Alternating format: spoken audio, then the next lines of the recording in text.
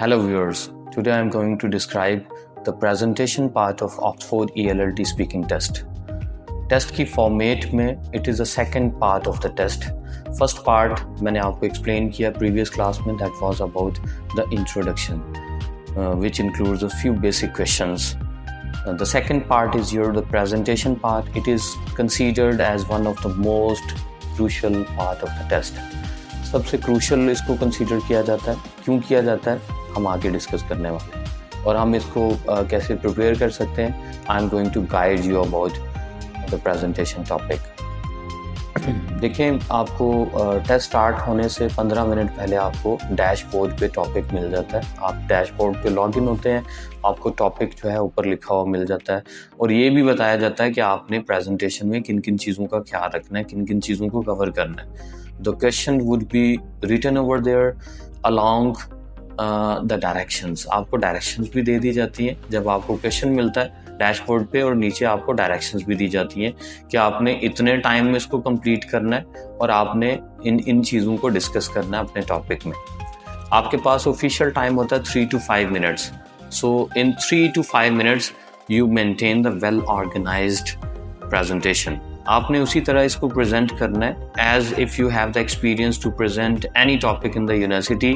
आप जिस तरह यूनिवर्सिटी में किसी टॉपिक पे प्रेजेंटेशन दिया करते थे, उसी तरह से नेचुरल फ्लो के साथ आपने ऑक्सफोर्ड स्पीकिंग के प्रेजेंटेशन वाले पोर्शन को मैनेज करना है, टैकल करना है.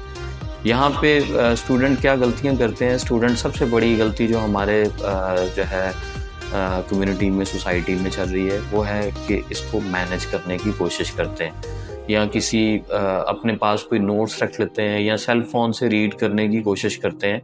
तो जब आप किसी सोर्स से रीड कर रहे होते हैं तो अल्टीमेटली कोई भी इसको इजीली जज कर सकता है कि it is not your natural flow, you are taking any sort of help.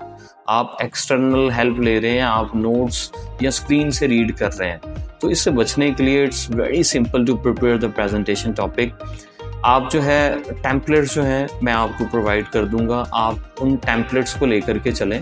आपको जो है अराउंड 2 minutes के टेम्पलेट्स मिल जाते हैं. उन टेम्पलेट्स में आपने ऐड क्या करना है, रेलेवेंट टॉपिक की इंफॉर्मेशन. आपने जो आपका गिवन टॉपिक है, जो आपको 15 मिनट्स पहले डैशबोर्ड पे मिला, आपने उसकी रेलेवेंट इंफॉर्मेशन ऐड करनी है. ऐड करने के लिए आपके पास 15 मिनट्स का टाइम होता है, and it is the sufficient time. 15 minutes में आप किसी से हेल्प ले सकते हैं प्रिपेयर करने के लिए. आप अपने यूजफुल पॉइंट्स जो है नोट डाउन कर सकते हैं. You are allowed to have the notes with you. आपको अलाउ होता है कि आप अपने पास पीस ऑफ पेपर रख लें, जिसमें आप अपने कुछ बुलेट्स को मेंशन कर लें जो आपको डायरेक्शन दे रही हूँ कि आपने कब क्या क्या बोलना है.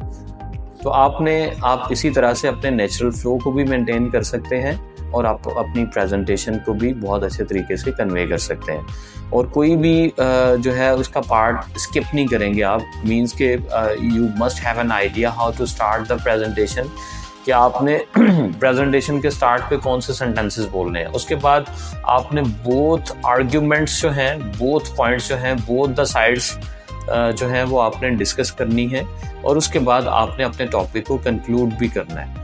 और इट्स फॉर बेटर कि आप जो है अपने टॉपिक को 3 to 4 minutes में मैनेज कर लें.